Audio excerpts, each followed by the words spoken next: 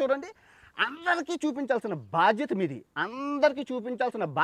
First అయితే ఒక like కొట్టి పూర్తిగా వీడియో చూసాక కామెంట్ చేయండి. ఏం జరిగింది, ఏం జరుగుతోంది, ఏం జరగబోతోంది నాకు ఇప్పుడే తెలియాలి. చెప్పరా. నాకు చంద్రబాబు నాయుడు గారు ఎంపీ సీట్ ఇచ్చారు, ఎంపీగా సహాయం కూడా చేసి ఈ అనాథకు బతుకుదేరు చూపించింది కూడా మా బాసేనండి. ఇక మొదలెడదామా? ఓడిపోయిన తర్వాత కూడా నాకు ఆయన అనేక విధాలుగా సపోర్ట్ చేశారు, ఎలివేషన్ ఇచ్చి. ఆడు లోకేషే కదా, ఆడు సైకో. వాడిని కన్నా చంద్రబాబు గారు సైకో. దానికున్న విశ్వాసం లేదురా రే. అటువంటి నాయకుడిని అసలు వదులుకోవాలని నేను ఎందుకు అనుకుంటాను, వదులుకునే ప్రశ్న ఎందుకు వస్తుంది? ముసల్ సైకో, డకోటా సైకో, ఈడు పిల్ల సైకో. ఏరా నీతి లేని కుక్క, అంతకు మించి ఒక్క మాట ఎక్కువ మాట్లాడితే నీ నాలుక చీరేస్తాను. నా ప్రాణం పోయినా కూడా జగన్మోహన్ రెడ్డిని అతనితో అసోసియేట్ అయ్యే ప్రసక్తే లేదు, నీకు అసలు సిగ్గు, శరం, బుద్ధి, జ్ఞానం, రోషం, పౌరుషం, మానం, మర్యాద ఏమైనా ఉన్నాయా? చంద్రబాబు నాయుడు గారు, వాళ్ళ నాన్న కర్జూర్ నాయుడు, వాళ్ళ నాన్న లవంగం నాయుడు, వీడు చాలా ఓవర్ చేస్తున్నాడు. వాళ్ళ నాన్న యాలకల్ నాయుడు, ఈ నలుగురు కలిసి వచ్చిన నన్ను నాని గారిని జంట్రుకు పేకలేదు. అర్థమైంది. మళ్ళీ ఈ కరకట్ట మీద నుంచి హైదరాబాద్ పారిపోయి ఇల్లు కట్టుకున్న జంపింగ్ జపాంగ్ ఎవడు? చంద్రబాబే కదా. వైసీపీ హయాంలో అధికారం అండతో రెచ్చిపోయిన గన్నవరం మాజీ ఎమ్మెల్యే వల్లభనేని వంశీని పోలీసులు ఎట్టకేలకు అరెస్ట్ చేయగా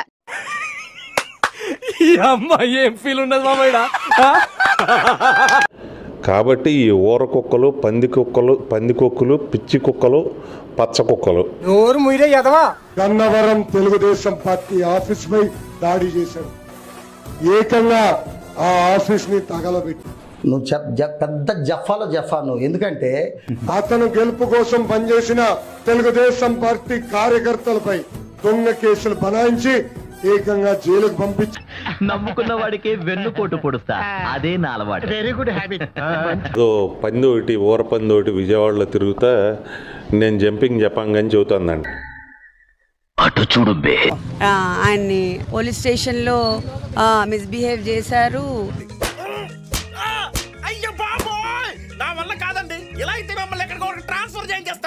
హీస్ కఫింగ్. ఇప్పుడు కూడా ఆయన దగ్గుతా ఉన్నారు. ఇప్పుడు కూడా నేను టాబ్లెట్ ఇచ్చాను. ఏమిటలా డప్పు మింగిన విధంగా భళ్ళు తగ్గపోతే కాస్త మందో మాకో మింగి తవరాదు. నాకు మ్యాజిస్ట్రేట్ కావాలి, ఫిజికల్ థ్రెట్ ఉందని ఆయన చెప్పారు. సరే, ఎలాగో అరెస్ట్ చేస్తున్నారు కాబట్టి వచ్చిన హెల్ప్ చేయండి. మీ ఫ్యామిలీ ఫోన్ చేసి బెయిల్ అరేంజ్ చేయమంటారండి. సెల్లో పెట్టారు పోలీస్ స్టేషన్ లో 5 hours డస్ట్ లో ఉంచారు. ఏదండి లోపల నా ఒక్కడికి బోర్ కొట్టుద్ది. మా కజిన్ ఒకడు ఉన్నాడు, ఆడిని కూడా అరెస్ట్ చేసి లోపల ఇస్తే కలిసిమెలిసి ఉంటాం. వాడెక్కడున్నాడు మరి? టైగర్ పహిల్వాన్ ఎక్కడ ఉండాలి? ఇంతవరకు బయటికి రాలా. ఎవరు టైగర్ పహిల్వాన్? అది నేనే. టైగర్ పహిల్వాన్, దావుద్ కా డాన్, గుడివాడ్ కా బాద్షా. ఎవడ్రా నువ్వు? భాషా అబ్దుల్ గంజ్ అలీ ఖాన్ కా ఆఖరి బేటా, ప్రాణ స్నేహితుడు. మరి కొడాల నాని గారు ఇంతవరకు రంగంలో ఒక్కసారి ట్రా. ఇది పద్ధతిగా ఉంది. ఇక్కడ నేనే ఉన్నాను. ఈ వంశీ గారు వల్లభనేని వంశీ అయిపోయిన తర్వాతనే ఇప్పుడు అందరూ కూడా కొడాల నాని గురించి చర్చించుకుంటున్నారండి.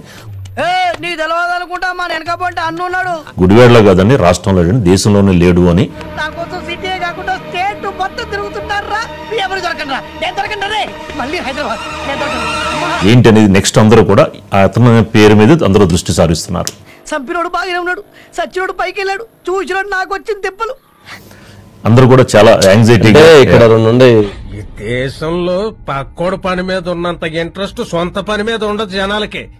ఇప్పుడు ఇదే వంశీ తెలుగుదేశం పార్టీలో ఉన్నట్లయితే ఇంకో రకంగా మాట్లాడు చర్చలు జరిగి. ఎందుకంటే సాక్షి అవినీతి పుత్రిక, జగన్మోహన్ రెడ్డి బతికే అవినీతి, అవునా కదా? దీనికి ఉన్న విశ్వాసం ఉందరా నా కొడక? నీకు రే పురుగులు పట్టి చేస్తావురా నా కొడక.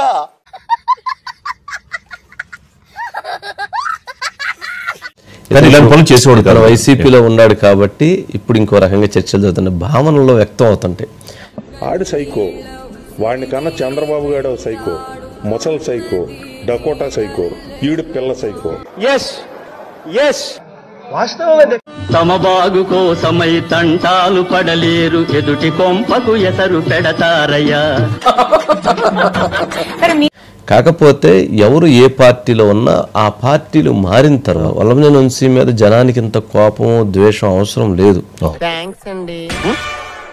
అతను మాట్లాడినటువంటి వ్యక్తిగతమైనటువంటి మాటలు మహిళల్ని దూషణలు అది దాన్ని ఎవరు జీర్ణించుకోలేనటువంటి అంశాలు. చంద్రబాబు గజ్జి చేతుల మీదుగా బిర్యానీ పొట్లాలు పలావ్ పొట్లాలు తీసుకొని మోచేతి నీళ్లు తాగే ఎదవలు డకోటగాళ్ళు. నువ్వెంత అవులేవే, నువ్వెంత పనికి మాలోడివి, ఎంత డెకాయిటు, ఎంత లంగావు, ఎంత బఫూను అనేది కూడా రాష్ట్రంలో ఉండేటువంటి ప్రధాని కనుక అందరికి